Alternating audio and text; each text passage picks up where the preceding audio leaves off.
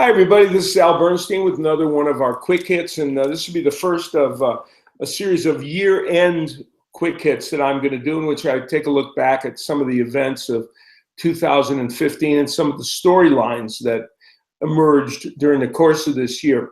One of them is an intriguing one because it's one that we've been kind of waiting for, and that is the re-emergence of the heavyweight division. Now, my apologies to all of you who are huge Klitschko fans and say, why do we need to say it's re-emerged when the Klitschkos have, from their standpoint, have certainly dominated the division? Well, when I say re-emerge, it's because there hasn't been competition in the heavyweight division, and there hasn't been widespread interest because of the domination of Vladimir Klitschko and, to some extent, Vitaly, his brother. We now have that in the heavyweight division. During the course of 2015, yes, the heavyweight division did reemerge as at least an interesting force in the sport of boxing. It did so on several fronts. First of all, it did so because the heavyweight division in America picked up some steam because Deontay Wilder won a portion of the heavyweight championship, beating Bernstein, and defended that title here against Johan Duhaupas. And while Deontay Wilder was able to win the title and defend against lesser opposition, people are, of course, waiting to see him against Povetkin in what is a mandatory fight.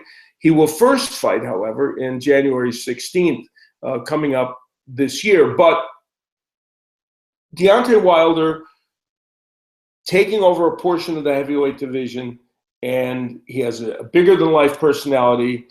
He's a big, strong heavyweight. He's a vulnerable heavyweight. We saw it even in the matches he fought against some of the lesser opposition that he faced this year. All of that should make him a very intriguing figure.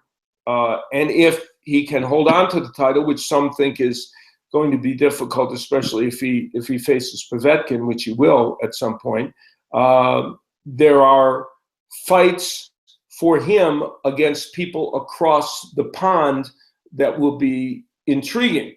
Now, who are some of those people across the pond that can make interesting fights?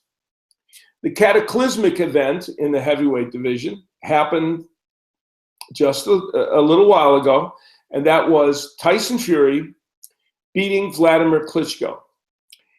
It was a bout in which clearly it wasn't about the bout itself. The bout itself was not scintillating.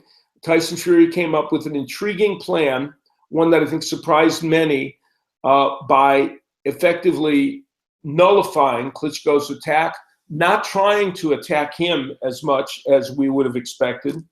Tyson Fury, remember, whatever you think of him as a heavyweight contender or what your opinion of Tyson Fury is, for the most part, he was in exciting fights and that's been a mantra of his. I want to be in exciting fights. Well, this one, he kind of deliberately created a tempo and a style to the fight that would win him rounds. And of course, Vladimir Klitschko has never been one to push for a super fast pace.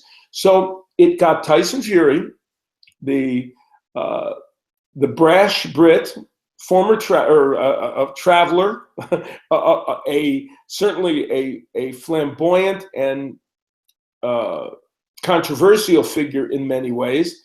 It got him the heavyweight championship of the world. Now, many of you know that I did a number of Tyson Fury fights when I was doing the commentary for Channel 5 in the UK. And I always said that I thought Tyson Fury was a fighter that had the potential in this current configuration of the heavyweight division to win a title. And I say that because I'm not inflating Tyson Fury past where he should be, but I also don't want to live down to some of the statements that have made about Tyson Fury that suggest that he is not valuable at all as a heavyweight, because he is valuable. In some other era in the heavyweight division, maybe not. This era, yes, he had a chance to win a title, and he did win a title, beating Klitschko, beating the man. and winning what is regarded as the world heavyweight world title. Tyson Fury, ultimately, if he could keep winning and Deontay Wilder could keep winning, it would be a huge, huge fight. That's one that, it's the old phrase, do you let it marinate, do you not let it marinate? I personally feel that if they're going to get the maximum out of that, it has to happen in 2016, probably toward the end of the year, if they can keep going. There is, of course, the wild card in the heavyweight division, or what we thought was the shadow hanging over everyone in the heavyweight division, and he may well still be, and that is Olympic champion Anthony Joshua.